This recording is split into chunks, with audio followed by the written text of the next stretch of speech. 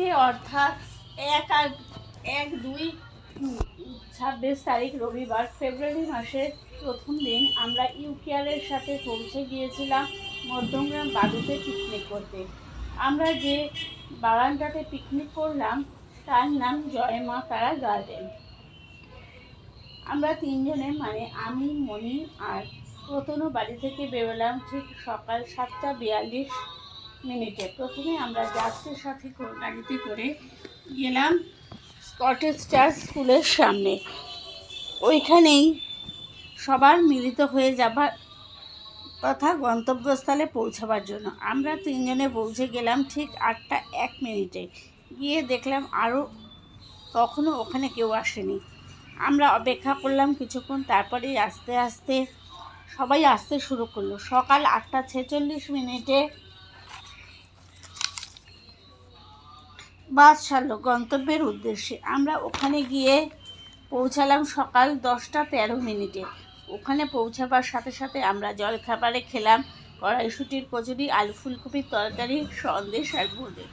তারপর হলো কিছু সাংস্কৃতিক অনুষ্ঠান আর কিছু খেলাধুলা। সাংস্কৃতিক অনুষ্ঠানে মণি গান করেছে, প্রথম মাউতার গান বাজিয়েছে আর আমি আবৃত্তি করেছি। এছাড়াও অনেক অনুষ্ঠান করেছে। আর খেলাধুলায় হাড়ি ভাঙাতে প্রথম স্থান অধিকার করেছে প্রতনু। তাছাড়া ছিল বালতিতে বল ছোড়া, musical chair, passing the ball ইত্যাদি। সাংস্কৃতিক অনুষ্ঠান আর খেলাধুলার পরে দুপুরের খাওয়া দাওয়া হলো। দুপুরের খাওয়া দাওয়াটা খুব মজা করে শেষ হলো। সব শেষে ঠিক বিকেল 4:22 আমরা ওখান থেকে রওনা হলাম বাড়ির উদ্দেশ্যে। আর আমরা আবার স্কটিশ চার্চ স্কুলের সামনে এসে পৌঁছালাম বিকেল ঠিক 5:38। ওখান থেকে আমরা গাড়ি করে বাড়ি ফিরলাম ঠিক সন্ধে 5:58। সব মিলিয়ে কালকের দিনটা খুব আনন্দে ও মজায় কাটলো।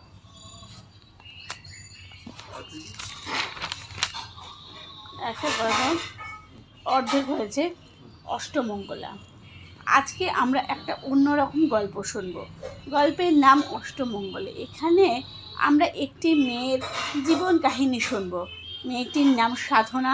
তার জীবন ছিল খুবই অসহায়। সে পড়াশোনায় ছিল উচ্চশিক্ষিত, কিন্তু পড়াশুনো কষ্ট করে শিখলেও তার অভাব তাকে বেশি দূর এগোতে দেয়নি। অভাবকে নিত্য সঙ্গী করেই সাধনার বিয়ে হলো। সে ভেবেছিল বিয়ের পর তার জীবনে একটু পরিবর্তন ঘটবে, সে অভাব থেকে মুক্তি পেয়ে যাবে। যেহেতু তার বড় ঘরে বিয়ে ঠিক হয়েছিল, কিন্তু সাধনার মনের ভাবনা মনেই রয়ে গেল। তার জীবনে আর অভাব মিটল না। কষ্ট করে তার বাবা বিয়ে দিলেও অষ্টমঙ্গলার দিনই ঘটে গেল সেই ঘটনাটা। বিয়ের দিন খুব আনন্দ করে সাধনা তার স্বামীর সঙ্গে শ্বশুরবাড়ি গিয়েছিল। শ্বশুরবাড়ি গিয়ে সে 2 দিন খুব ভালো করে সংসার করলেও অষ্টমঙ্গলায় যখন সে তার স্বামীর সঙ্গে বাপের বাড়ি এলো, তখন তার স্বামী তাকে সারা জীবনের মতো ছেড়ে গেল সাধনার বাপের ঘরে। কিন্তু এটা সে কেন করলো? এর পিছনের গল্পটা জানার জন্য একটু অপেক্ষা করতে হবে। এই গল্পটা জানা যাবে অষ্টমঙ্গলার 2য় পর্বে।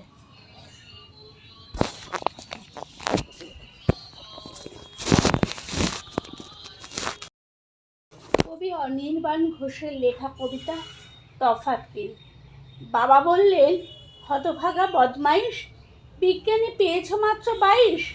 তোমার বয়সে বিজ্ঞানে আমি গড়ে 80-90 পেতাম নিয়ম করে। কী করে এমন কম নম্বর পেলে? লজ্জায় মরি, তুমি কি আমার ছেলে? হারু বলে, বাবা মাফ করো এইবার, বিজ্ঞান আমি বুঝি না একেবারে। প্রশ্ন এবার এসেছিল কাঠখড়িটা, লিখতে পারিনি ভেবে ভেবে 1 ফোঁটা। বিদ্যুৎ আর বজ্রের তফাৎ কি? এতটা প্রশ্ন শক্ত, কি করে লিখি? বাবা বলেন, আরে রাম রাম ছি ছি, এই প্রশ্নটা ছেড়ে দিলি মিছি মিছি। প্রশ্নটা তো খুবই সহজ এবং খাসা। সত্যি তোর মাথায় গোবর ঠাসা। বিদ্যুৎ আর বজ্রের পার্থক্য লিখতে পারো না? মাথা মোটা এরে পক্ক। বিদ্যুৎ বিলে টাকা যায় প্রতি মাসে, বজ্রপাতের জন্য কি বিল আসে?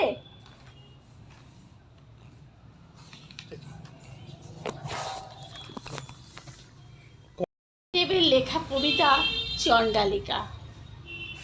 মা, দিগন্তে তাকিয়ে দেখো, রক্তিম মেঘে সর্বনাশের আভাস।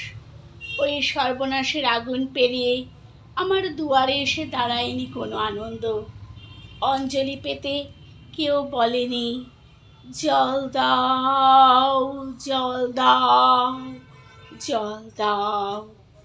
সারা জীবন আমাকে তীব্র পিপাসায় চিৎকার করতে হয়েছে, জল দাও, জল দাও, জল দাও। চৈত্রের মধ্য দুপুরে পাখিরা ডানা গুটিয়ে নেয়। দূর রাস্তায় বাবুদের ভিড় নেই।